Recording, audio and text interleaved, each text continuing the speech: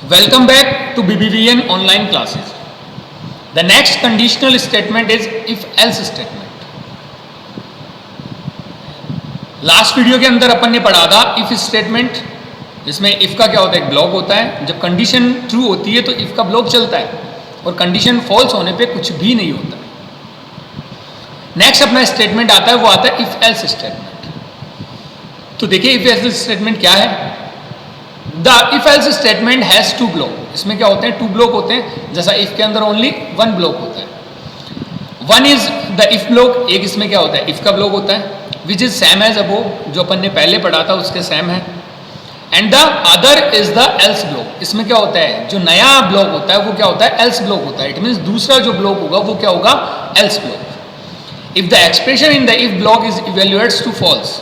अगर इफ के अंदर जो एक्सप्रेशन दे रखी है वो अगर आपकी फॉल्स होती है, it execute the code in the L's block. ये क्या करता है, एल्स ब्लॉक के अंदर जो कोड होता है, या अपन कह सकते हैं कि एल्स ब्लॉक के अंदर जो स्टेटमेंट होता है उसको ये एग्जीक्यूट करेगा. देखिए सिंटेक्स के अंदर सबसे पहले अपने पास इफ है, इसके बाद में एक्सप्रेशन, एक्सप्रेशन मीन्स कंडीशन. उसके बाद में अपन क्या करते हैं, स्टेटमेंट लिखते हैं या नंबर ऑफ स्टेटमेंट लिखते हैं. उसके बाद में अपन इसमें और ऐड कर रहे हैं, वो क्या कर रहे हैं, एल्स ब्लॉक. एल्स ब्लॉक के बाद में अपन क्या लिखेंगे, स्टेटमेंट. आपको इतना ध्यान में रखना है कि जो अपना इफ का जो स्टेटमेंट आता है उसके लास्ट में क्या आता है, आपके कोलन्स हैं. वैसे एल्स का जो स्टेटमेंट आएगा उसके बाद, सॉरी एल्स का जो यहाँ पे स्टेटमेंट अपन लिख रहे हैं उसके बाद में भी क्या आएगा, कोलन्स है. और फिर ब्लॉक के अंदर अपन बाकी अदर स्टेटमेंट लिखेंगे. तो देखिए जब ये कंडीशन ये ट्रू होती है, इट मीन्स आपका क्या चलेगा, स्टेटमेंट जो इफ के नीचे जो स्टेटमेंट है, या अपन कह सकते हैं इफ के ब्लॉक में जो स्टेटमेंट है वो चलेगा.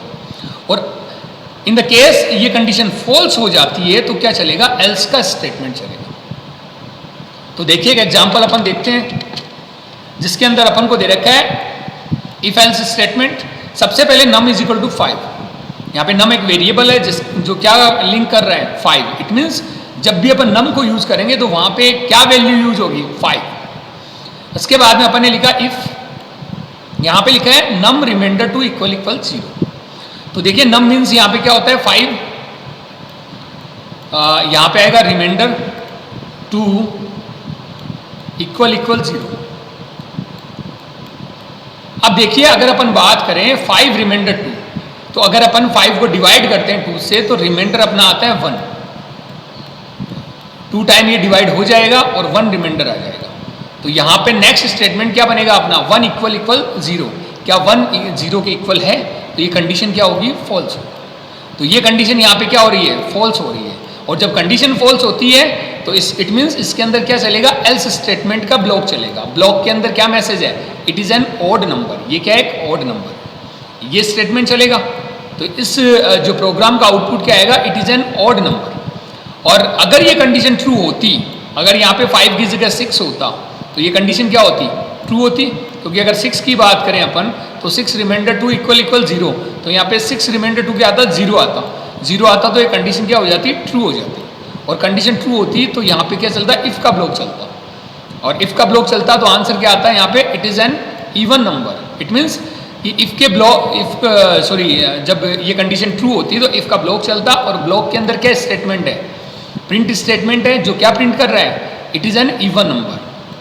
ओके तो कहने का मतलब यहाँ पे ये होता है कि इफ एल्स जो स्टेटमेंट है उसके अंदर जब इफ की कंडीशन ट्रू होती है, इट मीन्स आपका इफ का ब्लॉक चलेगा. इफ के नीचे जो भी स्टेटमेंट दे रखे हैं वो चलेंगे.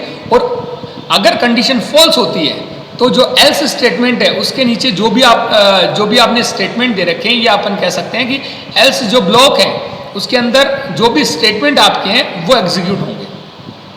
ठीक है, तो ये अपना if else statement. Thank you.